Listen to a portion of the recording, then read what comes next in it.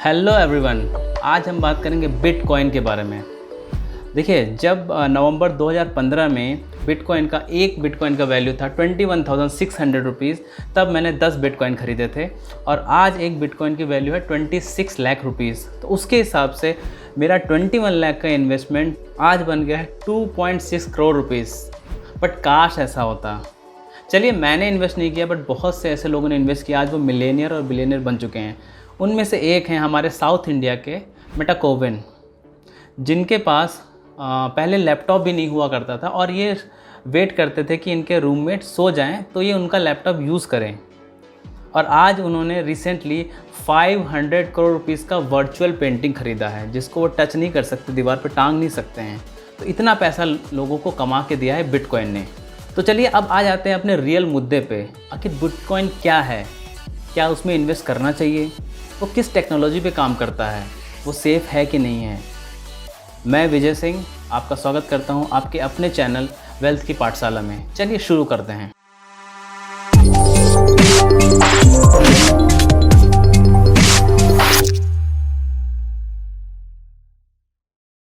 Bitcoin को जानने से पहले हम थोड़ा मनी या करेंसी सिस्टम को जानेंगे। देखिए, पहले होता था बार्टर सिस्टम। अब अगर मेरे पास राइस है और मेरे को पल्सेस चाहिए, तो मैं एक ऐसे बंदे को ढूंढूंगा जिसको राइस चाहिए और मैं उसको राइस दे के उससे पल्सेस ले लूँगा।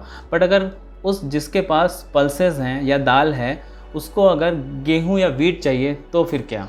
तो इस सिस्टम में बहुत सा कन्फ्यूज़न और प्रॉब्लम को दूर करने के लिए मनी का कॉन्सेप्ट लाया गया। अब मनी दो तरीके हैं। पहले जो मनी हम लोग यूज़ करते थे उसको बोलते थे कमोडिटी बैक मनी, बिकॉज जितना हमारे पास या सेंट्रल गवर्नमेंट के पास गोल्ड के रिजर्व्स होते थे, उसके हिसाब से वो मनी प्रिंट करते थे। इसको बोलते थे कमोडिटी बैक मनी। बट आजकल जो मनी चलती है उसको फिएट मनी बोलते हैं। उसमें होता क्या है कि गवर्नमेंट को कोई भी गोल्ड या कमोडिटी रखने का ज़रूरत नहीं है, वो जितना चाहें उतना प्रिंट कर सकते हैं। वाह! तो आप देख सकते हैं कि क्या पावर है सेंट्रल गवर्नमेंट की।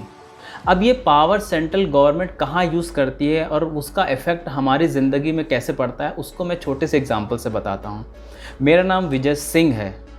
अब अगर मुझे कुछ लोन चाहिए, छोटा सा 10 लाख, 15 लाख, 20 लाख का, तो मैं एक बैंक जाता हूँ, स्पेशली गवर्नमेंट बैंक। तो मेरे से स्टेटमेंट मांगेंगे, ITRs मांगेंगे, मेरे घर का एड्रेस मांगेंगे, प्रूफ मांगेंगे, ऑफिस का एड्रेस मांगेंगे, जाके वेरिफिकेशन भी करेंगे, ऑफिस का भी करेंगे, घर का भी करेंगे, और उसके 10 दिन बाद वो मेरे को लोन देंगे after doing so much of precautions.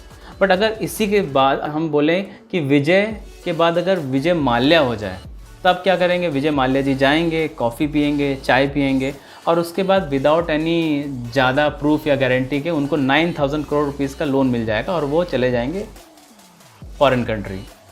तो भाई लॉस तो हो गया, अभी लॉस कौन बियर करेगा?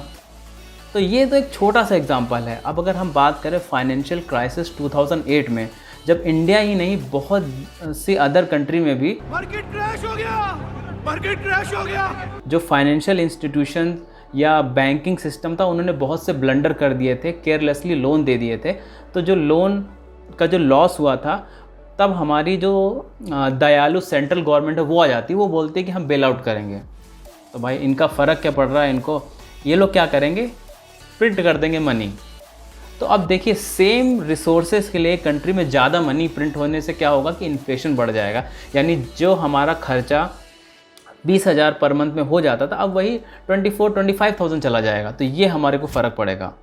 तो इसी से इस प्रॉब्लम को देखते हुए सतोशी नाकामोटो ने 2008 में एक डॉक्यूमेंट पब्लिश किया इंटरनेट पे, जहाँ से बिटकॉइन का जन्म हुआ। देखिए, बिटकॉइन क्या है? बिटकॉइन एक डिजिटल करेंसी है जो backed by blockchain and cryptography के ऊपर होती है। ये ब्लॉकचेन में क्या होता है कि जो डेटा होता है वो सेव होता है ब्लॉक्स के रूप में, और जो दूसरा ट्रांजैक्शन या लेजर होते हैं वो एक और बॉक्स बन जाता है, और ये जो बॉक्सेस होते हैं वो एक दूसरे से चेन के द्वारा जुड़ते चले जाते हैं।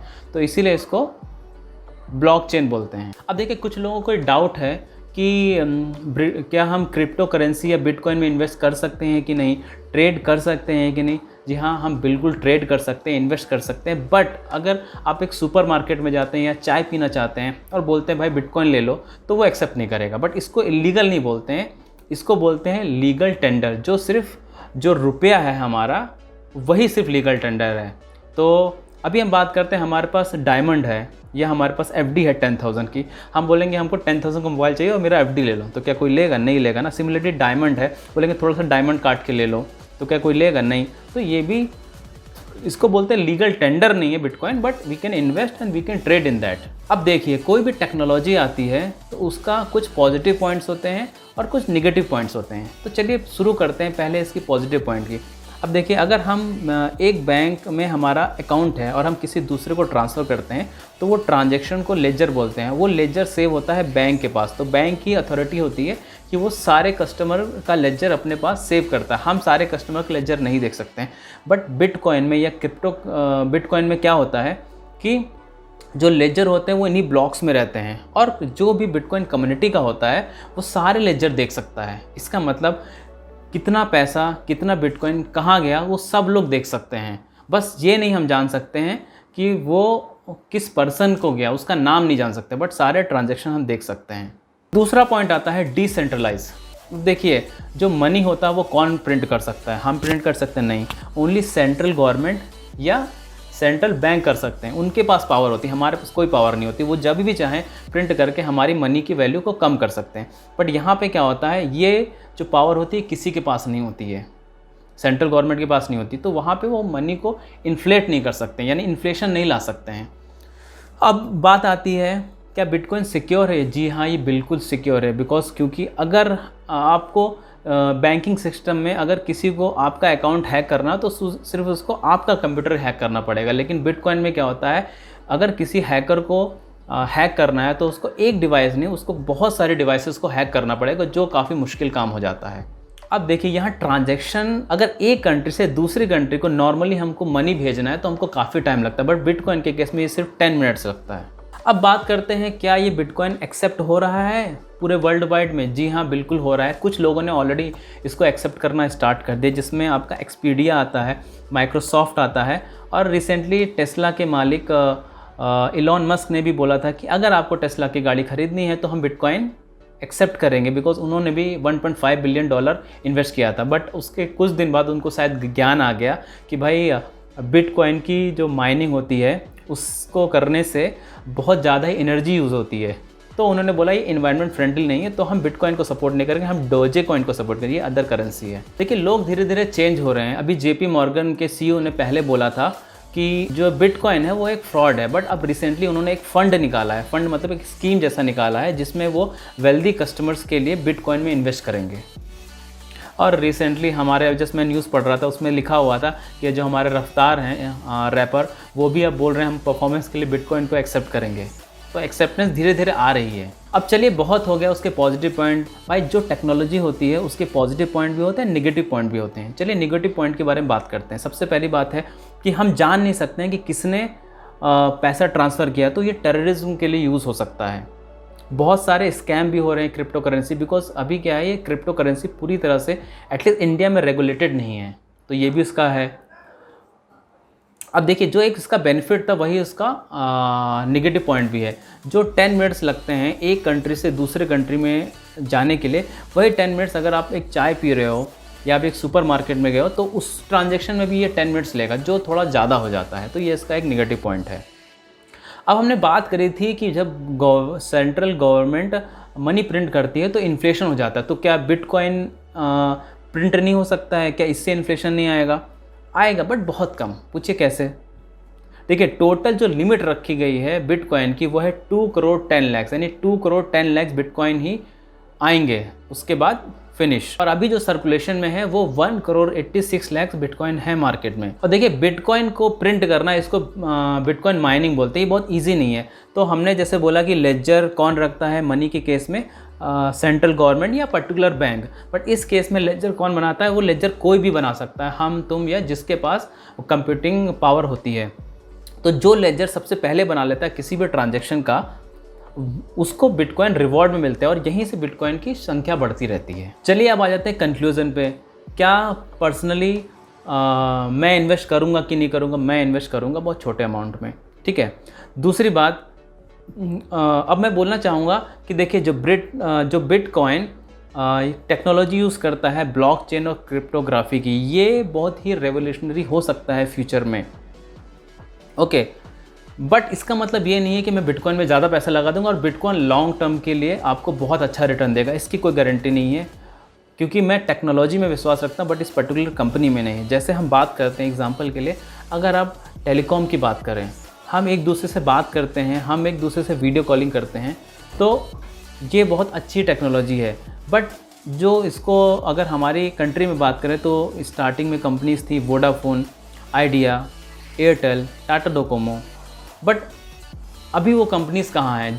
जियो के आने से वो कंपनीज़ काइंड ऑफ चली गई हैं।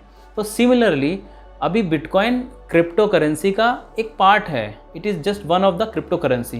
तो आखिर हम बिटकॉइन ही क्यों बढ़ेगा? वाई नॉट इथेरियम जो अलग करेंसी है, why not Dogecoin, why not Ripple and why not any other new जो crypto currency will come with the support of central government and big industrialist. तो वो करेंसी क्यों नहीं फ्यूचर में आ सकती है? तो इसलिए बिटकॉइन बहुत लंबे टाइम के लिए चलना थोड़ा मुश्किल लगता है मेरे को, बट अभी ये काफ़ी टाइम के लिए ऊपर जा सकता है बिकॉज अभी ये बहुत ज़्यादा ही फेमस हो चुका है। मेरे हिसाब से क्या है, जो डिमांड और सप्लाई यहाँ पे बहुत बड़ा ही मैटर करता है। जब तक यहाँ डिमांड रहेगी, जब तक ये पॉपुलर रहेगा बिटकॉइन, ये बढ़ता चला जा सकता है। अब मैं बात करता हूँ मेरा पर्सनल व्यू की। देखिए, कुछ लोग इसको गैम्बलिंग बोलते हैं बट मैं इसको गैम्बलिंग नहीं बोल सकता बिकॉज अगर गैम्बलिंग बोले या कसिनो में जो रोलेट गेम होता है उसमें आपके जो प्रोबेबिलिटी होती है रोलेट में 1/37 होती है, यानी कि आप 37 बार करेंगे तो शायद आप एक बार जीत जाएं। बट यहाँ क्या होता है 1/2 होती है, क्योंकि या तो बिटकॉइन ऊपर जाएगा या तो नीचे जाएगा। बट करंट सिचुएशन देख के इसके ऊपर जाने की भी चांसेस काफ़ी है, क्योंकि बिटकॉइन से ज़्यादा पॉपुलर कोई क्रिप्टो करेंसी अभी के हाल में तो नहीं है। तो आज का वीडियो हम यहीं समाप्त करते हैं। अगर वीडियो पसंद आया हो, इन्फॉर्मेटिव लगा हो तो लाइक, शेयर, सब्सक्राइब कर दीजिएगा। लोगों के साथ शेयर कर दीजिए, उनको बिटकॉइन के बारे में थोड़ी जानकारी होगी। और देखते हैं फ्यूचर में बिटकॉइन बढ़ता है कि नहीं बढ़ता है। और कमेंट करके बताइए क्या आप बिटकॉइन में इन्वेस्ट करेंगे या किसी और करेंसी में इन्वेस्ट करेंगे। Thank you so much. जय हिंद।